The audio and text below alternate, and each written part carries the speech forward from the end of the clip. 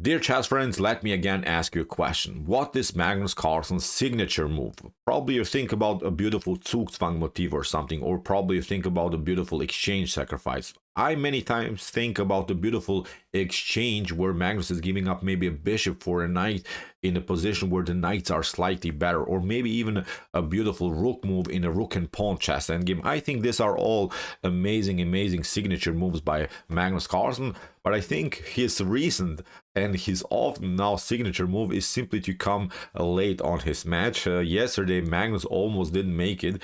When he arrived to the playing hall, he was already 10 minutes late. If he would have been 15 minutes late, Magnus Carlsen would be disqualified. That are the rules of this Chess Olympiad that we're following now in Budapest in Hungary. So it was really funny story. Magnus was riding his bike, he was wet, and then he played an awesome game. Of course he won his game, but it's really funny now to see again Magnus Carlsen coming late to his matches, and that's exactly what happened today again. But it was not such a huge problem today. Magnus was only late half of the minute, had enough time, of course, to play his game against Viktor Gazik, also a beautiful grandmaster from Slovakia. Of course, Magnus Carlsen is playing in the Chess Olympiad for his Norway team on the first board. So let's see now what happened. Let's see now this slightly late Magnus Carlsen, how he's playing today against Viktor Gazik with the white pieces. So Magnus opened with the move d4. We have knight to f6 by Viktor Gazik, c4, e6, knight to f3, the counter Nimzo or anti-Nimzo idea. Of course, we don't play knight to c3, then you probably run into the Nimzo in the defense. Knight to f3, bishop to b4. We have the Bogo in the defense. Magnus covers with the knight, doesn't want to trade off the bishops immediately. He wants to keep his Darko bishop on the board. After knight from b to d2, b6, a3, and now we have the standard idea of the Bogo in the defense to give up the bishop for a knight and then simply to fix the position around the square e4, because you have already a nice grip around the square. And I like now really Magnus Carlsen's approach. You can of course take with the bishop, you can of course take with the knight, you can of course also take with the queen. When I play many times against the Bogo in the defense, I play the move queen to d2. This is just my preparation. I'm not saying bishop to d2 or knight to d2 is better or something. I just play it like this, and then after something like bishop to b7, b3, castling e3, and then the problem I think here a little bit is that you lose another tempo with the queen. The knight will finally come into the game, and a pretty solid position I would say here for both sides. But Magnus took with the knight, which is I think when I think about it better now, even a slightly better continuation for white. You're controlling, of course, immediately the e4 square. You're not allowing your opponent to get an extra tempo against your queen. So knight to d2, really an interesting approach here by Magnus. We have now bishop to b7, e3. We have now castling, and now Magnus goes already into a very sharp line with the move bishop to d3. The huge, I would say, positional threat about this move is if black, for instance, allows the move e4. If you play maybe just a passive move, then e4 is very hard to handle. Then in some lines, e5, d5 could happen. Look at this. Both of these bishops very dangerous. The knight could be included into the game. Maybe queen to e2, knight to f3. But suddenly, I think the bishop pair would be very dangerous on this side of the board. So after bishop to d3, what's actually the best continuation here for black, but many of us, I guarantee, would not dare to play this move, is of course to play bishop takes g2. Here Magnus offered his opponent pawn in the opening stage, but of course it leads then into complications, because after rook to g1, bishop to b7 and b3, probably white would then continue with bishop to b2, and then again this amazing attack against the lonely king here on g7, on g8 would be then very dangerous. I think the g7 square would be then simply the whole focus of white's attack here. So bishop to d3 should be met by the Stockfish engine. The Stockfish engine suggests that you should take the pawn and then go for a tactical battle. But here Viktor Gazik played now the move d5. He simply again controls the e4 square, which is also a solid move, which is also a good move. Nothing wrong here in black's approach. At least you're not allowing this progressive idea with the move e4.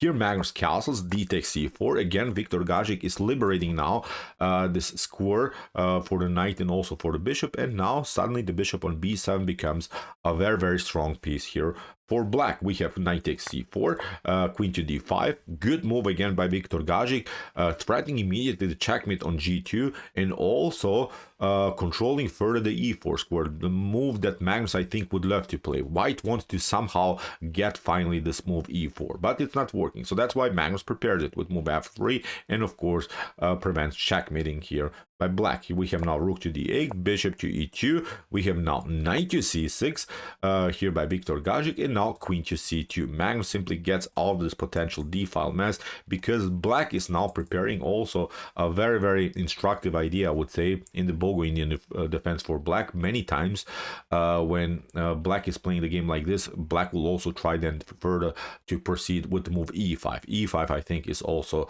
the main strategic goal here for black. So we have now rook from to c8. So far, Viktor Gazik includes now all of the pieces into the game. b3 by Magnus. He wants to play now, of course, bishop to b2, rook to d1, protecting his pawn on d4, and then finally to push the pawn on e4. But it's a long run. You see, black is also battling in the center of the board. First of all, what Viktor Gazik played, first of all, he kicked away now the knight. Knight drops back to b2. You don't have access now with your bishop to this square. You would love to finally play bishop to b2 and then e4, as we mentioned. But now e5 here finally by Viktor Gazik. And this move e5, although it's a great strategic concept, was, I think, a little bit too rushed here by black. The best way here is actually to play knight to a5. Knight to a5 is already doing something. It's already provoking maybe a move like b4 here by white, and then you can play knight to b3, attacking the rook, and you can also pick up here the bishop on c1. After queen to c1, still white is slightly better because of, after something like a6 that probably black would play. The issue, I think, here for black is that you have now a weakness on c5. So white will probably go with knight to d3 and then would help with the knight on c5 because you have left also some spaces behind. You have left, of course, a weak square in the position. But if black would have played the game like this, it would be very, very hard for Magnus Carlsen then to make his own goal with the move e4. So that's why I think the whole concept to go like this, to give up the knight for the bishop on c1, would be a good choice here for black, and black could have a solid game. But here e5 by Viktor Gazik, he rushed a little bit the attack because Magnus is playing now beautiful knight to d3, and in order to stay in the game, you could maybe try here to move a6. You should play a6. Then again, after something like knight to c5 that we have seen is simply a good move, then you retreat, and then after knight to a6 you can pick up also this one. So suddenly black is also breeding this position. But you can also take here e takes d4 is also perfectly fine. Then after something like e4, queen to h5, and I think white would then go with queen to c5, a6 trading off, and then again b4, then you're trying knight to c5 again. Black is temporarily up a pawn, but I think this is, of course, a long-term weakness, and I think in one particular moment of the game, white is getting the pawn back for sure. So as I said, these are maybe the two options here for black, a6, or maybe here the move e takes d4. But what Viktor Gazik did, he played now ultra aggressive e4, and Magnus says this is now wrong. Now I'll punish you because you're trying here to do something. You're trying to let the position explode, and that's of course the position that that the player with the bishop pair wants to get. The bishop pair is supposed to play, of course, in an open game, and Magnus says now knight to c5, and you see now bishop hanging, pawn on b5 is hanging. The position will probably be opened here. The bishop on b2 is finally coming into the game, and also what's the good part in this sequence after move e4 for white here is that again the pawn on d4 is simply not challenged anymore. We have seen previously when you push the pawn e4 by white here, then the d4 pawn is weak. Now suddenly white can develop, and from this point on I think the game becomes a one-way ticket here in white's favor. So that's why Viktor Gazik had several options. Maybe you try knight to e7, then maybe bishop to b5, you see you lose a pawn. If you try here e takes f3, then bishop to f3 attacks the queen, and then again you lose the piece here. So that's why for knight to c5, the only way to stay somehow in the game is to play the move knight to d4 that Viktor Gazik played. He played now a sudden tactic, but Magnus had everything under control. He's saying here, this is not good, my friend. He took simply the knight. We have queen to d4, okay. Now black is gaining some material for the lost piece, but now after king to h1, the issue is that you cannot take here the rook on a1 because also your bishop is hanging on b7. And now after something like e takes f3, bishop to b2, you're trying to hide with your queen, and you see the queen is cornered here. It's simply game over, I would say. After something like g takes f3, in one moment we'll play rook to a1 and we'll simply trap the queen. So that's why after king to h1, you don't have time to pick up now the rook here on a1. So that's why e takes f3. We have now g takes f3.